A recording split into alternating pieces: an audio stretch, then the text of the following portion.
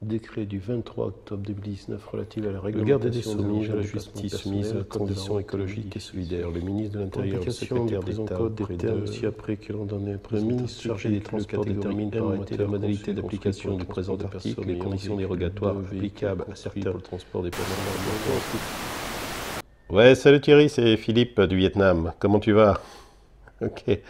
Dis-moi, en tant que juriste, je voudrais que tu me donnes un petit coup de main concernant la compréhension de l'article du 23 octobre 2019 relatif à la réglementation des engins à déplacement personnel, parce que, bon, il y a des choses, je t'avoue franchement, que j'ai du mal à comprendre. Ouais, c'est normal. Ok, je te remercie.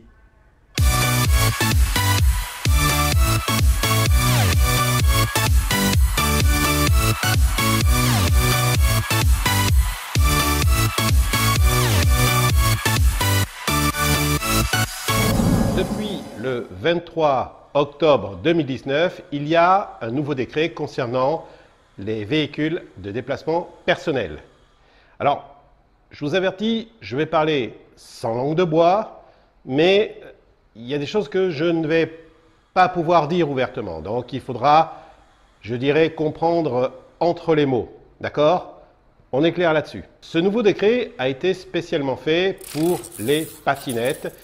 Oui, je sais, les patinettes de location qui encombrent les trottoirs et pour, je dirais, réglementer un peu l'utilisation également donc, de tout ce qui est monoroue ou bien deux roues donc, sur lequel on tient en équilibre. Ce qu'on appelle les ornis, qui sont les trucs un peu casse-gueule et super amusants. Bon, au niveau des patinettes, on va en parler très rapidement. Et au niveau des vélos électriques, tout ce qui est vélo électrique, 250 watts, 25 km/h, ce nouveau décret, bah ma foi, ne change rien. Donc tous ceux qui regardent la vidéo et qui ont un vélo 250 watts qui roule à 25 km/h, vous pouvez arrêter de regarder la vidéo parce que, voilà, ça vous évitera de perdre du temps. Hein. Je reviens sur les patinettes rapidement. Cette réglementation sur les patinettes prévoit quoi? Simple, vous devez rouler sur les pistes cyclables, vous ne devez plus rouler sur le trottoir. Et lorsque vous sortez de l'agglomération, vous avez l'autorisation de sortir de l'agglomération et de rouler sur les pistes cyclables uniquement, sur des routes qui sont limitées à 50 voire 80 km/h si celles-ci peuvent le permettre, et si entre-temps il n'y a pas eu un décret qui vous interdisait d'utiliser donc la route sur laquelle on peut rouler à 80 km/h évidemment, et quand vous sortez de l'agglomération, il faut porter un casque et un gilet jaune et éviter les camions bleus. Voilà, je ferme la page concernant les gyropodes et les patinettes électriques, enfin bref, ce qu'on appelle la nouvelle mobilité. Maintenant, nous allons repartir sur le vélo électrique et là, on va parler des vélos électriques qui ne correspondent pas à la réglementation européenne, c'est-à-dire 25 km/h et 250 watts. Eh bien, c'est très simple. Aujourd'hui, si vous n'avez pas un vélo de 250 watts et qui roule à 25 km/h, c'est interdit de rouler avec. Terminé. Point final à ligne. Vous n'avez pas la possibilité de rouler sur la route. Et hors de la route non plus. Voilà, en fin de compte, vous n'avez plus le droit d'utiliser votre truc, quoi. Si vous avez acheté un kit, ce kit, il fait 250 watts et il vous permet de rouler à 25 km/h. Vous avez fabriqué votre vélo vous-même. Vous avez le droit de l'utiliser. On est d'accord là-dessus. Vous pouvez l'utiliser aussi bien sur les voies cyclables que sur le trottoir, que hors agglomération, qu'à l'intérieur de l'agglomération. Il faut éviter les autoroutes de préférence. Hein. Enfin bon, j'en vois pas beaucoup qui vont sur l'autoroute avec un vélo à 36 volts, 250 watts et 25 km/h quand même. Si vous avez fabriqué votre vélo vous-même, donc avec un contrôleur par exemple de 400 watts, eh bien vous risquez 1 500 € jusqu'à 3 000 € d'amende. Et surtout, ce qui est nouveau, c'est la saisie du véhicule. Alors, le particulier, vous avez relativement peu de risques, en fin de compte, de vous faire saisir le véhicule et de vous faire arrêter par la police. C'est-à-dire qu'il faut vraiment avoir un comportement à risque. Donc, c'est-à-dire que si vous faites l'imbécile sur le trottoir, si vous faites l'imbécile au milieu des voitures, ou la maréchaussée va vous dire « Hop, s'il vous plaît là !» Contrôle des papiers, s'il vous plaît. Montrez-moi votre contrôleur. Et votre vélo, là, il fait bien 250 watts? C'est bien indiqué sur le contrôleur? Oui, parce que si c'est indiqué sur le contrôleur, on va pouvoir vous mettre une amende si vous avez fait l'imbécile avec votre vélo, mais ma foi, vous allez repartir tranquille. Ok, votre vélo, c'est 250 watts, 25 km/h, il n'y a pas de souci. Par contre, si votre contrôleur n'est pas marqué 250 watts, eh ben c'est la saisie du véhicule. Ce qui fait que, par exemple, si vous avez un vélo taxi, et oui, j'ai quand même pas mal de clients qui m'achètent des contrôleurs beaucoup plus puissants que 250 watts, parce que lorsque vous mettez dans votre vélo taxi deux touristes qui pèsent plus de 100 kg et que vous devez grimper, bon, le pilote du vélo taxi, il souffre.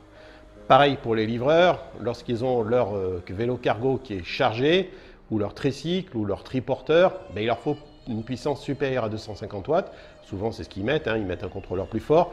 Eh bien non, vous n'avez pas le droit. Vous pouvez avoir non seulement l'amende, et vous allez avoir les amendes parce que vous allez être contrôlé, et bien sûr la saisie du véhicule. Pareil pour les livreurs en vélo, ceux qui roulent en vélo normal, je veux dire, avec un sac à dos à l'arrière. Eh c'est vrai que toute la journée passée sur le vélo, ils aiment bien avoir un contrôleur un petit peu plus puissant que 250 watts. Là, c'est pareil. Ça va être la cible donc, de la police, c'est-à-dire qu'ils vont faire les contrôles, vérifier que les vélos soient bien dans la réglementation, et si le vélo n'est pas dans la réglementation, ça sera l'amende et saisie du véhicule. Alors, ce qui est un peu un paradoxe, et vous allez le comprendre tout de suite, c'est que ces gens-là, ces gens qui travaillent avec leur vélo, souscrivent des assurances spécifiques professionnelles. Ils vont rester couverts en cas d'accident. Eh oui, ils ont malgré tout un engin qui n'est pas dans les normes, mais ils seront couverts par leur assurance. Peut-être qu'ils ont une prime un peu plus grosse, mais ils seront couverts. Par contre, là où ça devient vicieux, c'est que lorsque vous êtes particulier et que vous roulez sur un vélo qui n'est pas dans la réglementation européenne, c'est simple, vous n'êtes pas assuré. Vous avez un vélo 250 watts, 25 km/h, c'est votre responsabilité civile qui vous couvre. Vous avez autre chose, vous n'êtes pas couvert. Point barre à la ligne. En cas d'accident, et c'est là où ce décret devient vicieux, puisqu'il ouvre la porte justement aux assurances de ne pas vous couvrir. C'est-à-dire que je prends le cas, vous avez un accident, vous avez un expert qui est nommé, l'expert vient contrôler que le vélo soit dans la réglementation, c'est-à-dire qu'il va regarder l'étiquette qui va être sur votre contrôleur, il y aura marqué 400 watts, l'assurance va refuser de vous couvrir. Et ce décret permet cela, dorénavant. Dans le cas d'un accident qui n'est pas très grave, l'expert va regarder simplement l'étiquette du contrôleur. Dans le cas d'un accident beaucoup plus grave, l'expert peut demander une analyse du contrôleur.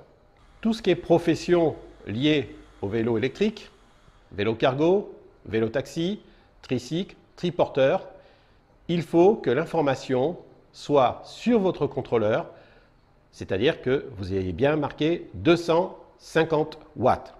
C'est important. Ça va vous éviter beaucoup de problèmes. Par contre, il ne faut pas prendre quand même la police pour des imbéciles, car si vous avez un contrôleur qui est grand comme ça et que c'est marqué 250 watts, c'est pas sûr que ça passe. Donc on est bien d'accord, la vitesse a peu d'importance réellement. Ce qui est important, c'est les informations qui sont sur votre contrôleur. Voilà, les choses sont dites. Et surtout, la grande nouveauté concernant le particulier, c'est qu'en cas d'accident, vous n'êtes plus couvert et vous n'avez pas la possibilité d'être couvert. Alors vous allez me dire, ouais mais Philippe, et les speed bikes? Alors les speed bikes, c'est différent parce que les speed bikes sont fabriqués pour dépasser cette norme d'office.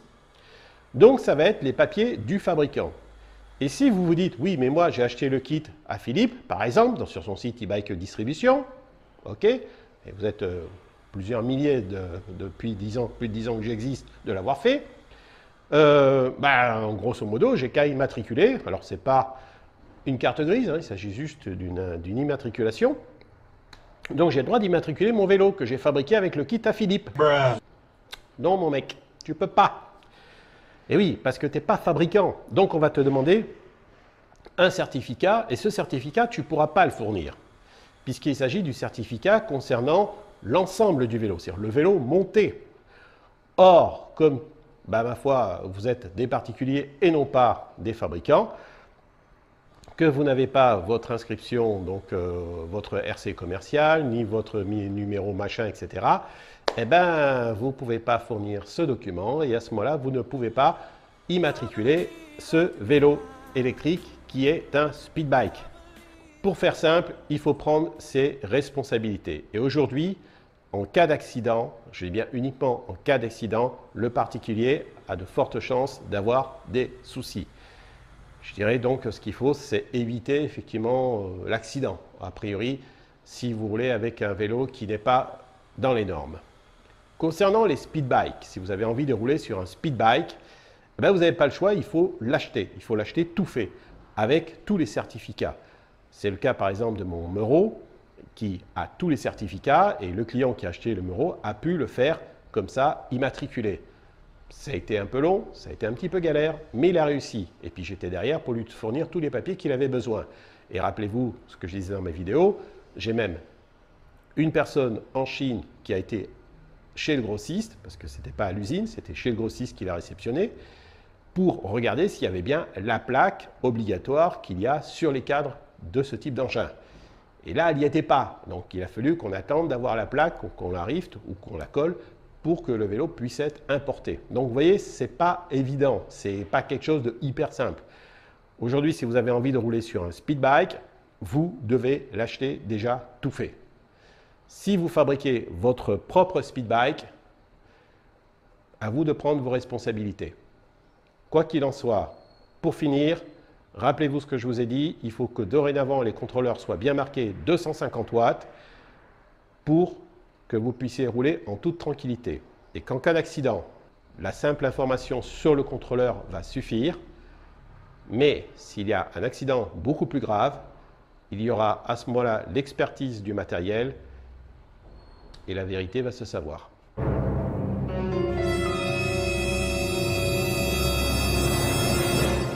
Je pense qu'il était important de faire un point sur ce décret et de parler justement de ce type d'informations, puisque aujourd'hui vous savez très bien ce qu'il en est, donc lorsque vous roulez sur un vélo qui n'est pas dans les normes. Donc chacun va pouvoir prendre ses responsabilités ou de faire le nécessaire.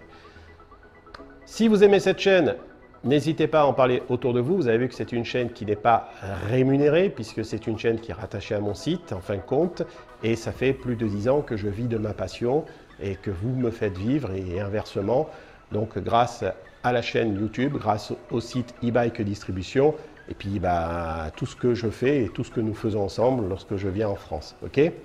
Donc n'hésitez pas à en parler, n'hésitez pas à mettre vos commentaires, surtout si vous êtes un professionnel, ça me serait vraiment utile, et puis je pense que ce serait utile à beaucoup de gens d'avoir des commentaires de professionnels, de votre expérience, de votre vécu lorsque vous roulez en triporteur, en livraison ou en vélo cargo, etc.